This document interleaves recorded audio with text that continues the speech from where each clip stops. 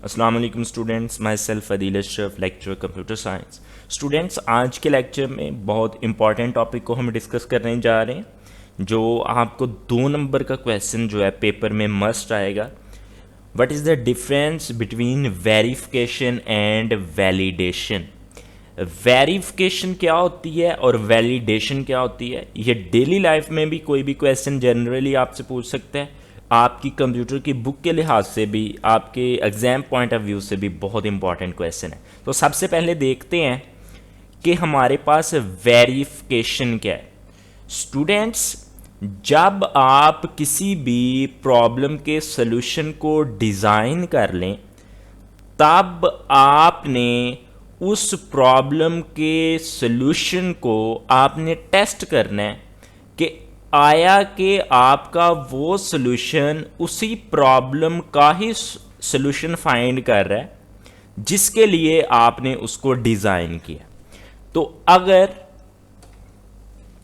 अगर आपका सॉल्यूशन उसी प्रॉब्लम को ही सॉल्व कर रहा हो जिसके लिए आपने उसको डिज़ाइन किया है, तो ये होगी वेरिफिकेशन, यानी किसी चीज़ को वेरीफाई कर लेना। फॉर एग्जांपल, एक स्टूडेंट आके हमें कहता है जी मेरा एड्रेस जो है वो तलवंडी बन रहा है या नारोवाल है या लाहौर है।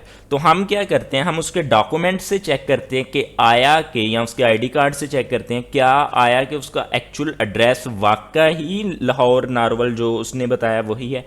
तो ये होती है वेरिफिकेशन। अब इसकी एग्जाम्पल देख लेते हैं, जो एक मैंने आपको बता दी, एक आपकी बुक से भी है। For example, if you are asked to give a solution for calculating compound interest, then verification means to know that it is giving result for compound interest, not for the plain interest। यानी कि अगर आपने compound interest के लिए verification करनी है तो जो आपके रिजल्ट्स आए वो भी कंपाउंड इंटरेस्ट के रिलेटेड आए, प्लेन इंटरेस्ट के रिलेटेड रिजल्ट्स आपके ना हो। ये होगी आपकी वेरिफिकेशन। अब स्टूडेंट्स, चेकिंग के बाद आपने फाइंड करनी है वैलिडेशन। वैलिडेट यानी कि कोई भी टेस्ट डाटा लेके प्रॉब्लम का सलूशन आपने फाइंड कर लिया, अब आपने उस सलूशन को चेक करने हैं कि क्या आया कि वाकई ये करेक्ट है या नहीं है।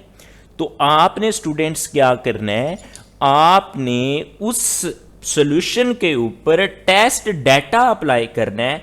अगर वो करेक्ट होगा या नॉट करेक्ट होगा, ये चेक जब आप करेंगे तो इस प्रोसीजर को आप वैलिडेशन बोलेंगे। दोनों प्रोसेस हैं। वेरिफिकेशन में आप चेक करेंगे कि उसी प्रॉब्लम का सॉल्यूशन दे रहा है आपको जिसके लिए उसको डिज़ाइन किया है। वैलिडेशन में टेस्ट डाटा लेके उसके ऊपर आप अप्लाई करेंगे तो वो करेक्ट और या फॉल्स आपको रिजल्ट्स देगा। तो ये बेसिक सा डिफरेंस होता है वेरिफिकेशन और वैलिडेशन में। आप जर्नल से कोई भी अपने तौर पे एग्जांपल दे सकते हैं। अब स्टूडेंट्स, आइडेंटिफिकेशन एंड करेक्टनेस या करेक्शन ऑफ एरर्स। आइडेंटिफाई करना, फॉर एग्जांपल आपने कोई भी एक एल्गोरिदम लिखा, उस एल्गोरिदम को आपने चेक करना है कि आपने उसके अंदर कोई एरर्स तो नहीं कर दी, कोई गलतियां तो नहीं कर दी, कोई लॉजिकल एरर तो नहीं। जब आप देखते हो किसी भी एल्गोरिदम को चेक करते हो कि क्या आपने उसमें कोई एरर्स तो नहीं कर दी, तो ये जो चेकिंग का प्रोसीजर है जिसमें आप फाइंड आउट करते हो, इस चीज़ को आइडेंटिफिकेशन ऑफ एरर्स बोलते हैं। जब आप आइडेंटिफाई कर लेते हैं कि ये एरर्स मुझ से हो चुकी हैं इस प्रॉब्लम का सोल्यूशन फाइंड करते हुए, तो बाद में उस आइडेंटिफाइड प्रॉब्लम्स को आप क्या करते हो, सॉल्व करने की कोशिश करते हो। तो ये चीज होती है करेक्टनेस ऑफ एरर। यानी कि सबसे पहले एरर्स को फाइंड कर लेना, ये आइडेंटिफिकेशन ऑफ एरर्स होगी, और उसके बाद आपने उन एरर्स का सोल्यूशन फाइंड करना है, उनको ठीक करना है, तो ये करेक्टनेस ऑफ या करेक्शन ऑफ एरर होगी। फॉर एग्जांपल, आप कोई भी एल्गोरिदम लिखते हो जिसमें आपने क्या करना है, स्टूडेंट्स की हाइट फाइंड करनी है, तो आप फार्मूला गलत लगा देते हो हाइट फाइंड करने का, ठीक है। तो ये आपने जो लॉजिकल एरर कर दिया फार्मूला में, ये बाद में आप उसको आइडेंटिफाई करने के बाद जब करेक्ट करोगे तो ये सिंपली आइडेंटिफिकेशन एंड करेक्टनेस होगी। तो आप इसको सिंपली किसी भी तरह से एग्जांपल में एक्सप्लेन कर सकते हैं। देन स्टूडेंट्स, आपके पास ट्रैक टेबल है। अब ट्रैक टेबल टेक्निक है, किसकी टेक्निक है, एल्गोरिदम को टेस्ट करने की। ट्रैक टेबल मैं दोबारा बताता चलूँ। ट्रैक टेबल आपके पास टेक्निक है किसको टेस्ट करने की, एल्गोरिदम टेस्टिंग की टेक्निक है, जिसमें हम मेक श्योर करते हैं कि हमने एल्गोरिदम का सॉल्यूशन फाइंड करने के लिए या एल्गोरिदम जब प्रोसेस हो रहा हो तो हम उन्हें उसके अंदर किसी तरह की कोई लॉजिकल एरर नहीं की। दोबारा से बताता चलूँ आपको, ट्रैक टेबल एक एल्गोरिदम टेस्टिंग टेक्निक है जो मेक श्योर करती है, जो इस चीज़ की गारंटी देती है कि आपने एल्गोरिदम डिज़ाइन करते हुए, प्रोसेस करते हुए आपने किसी तरह की लॉजिकल एरर उसमें नहीं की। ठीक है स्टूडेंट्स, आपके पास जो ट्रैक टेबल होता है वो यूजुअली अमूमन तौर पे वो मल्टी कॉलम और मल्टी रो होता है। आपके पास हर जो कॉलम है वो नेम ऑफ डाटा को रिप्रेजेंट करेगा और हर जो रो है वो वैल्यू ऑफ डाटा को रिप्रेजेंट करेगी। ये बात याद रखिएगा, जो कॉलम होगा वो नेम ऑफ डाटा को रिप्रेजेंट करेगा, जो रो होगी वो वैल्यू ऑफ डाटा को रिप्रेजेंट करेगी। तो स्टूडेंट्स ये था आज का आपका लेक्चर, आपने सिंपली इधर तक करना है।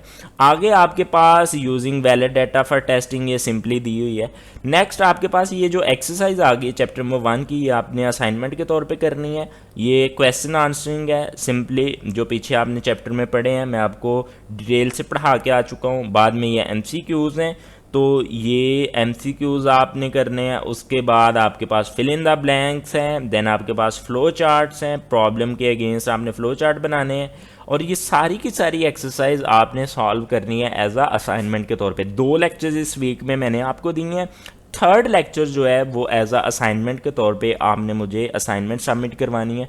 अपनी नोटबुक्स पे इसको सॉल्व कीजिएगा और मुझे आपने व्हाट्सएप ग्रुप में सेंड करना है इसको पिक्चर्स बना के।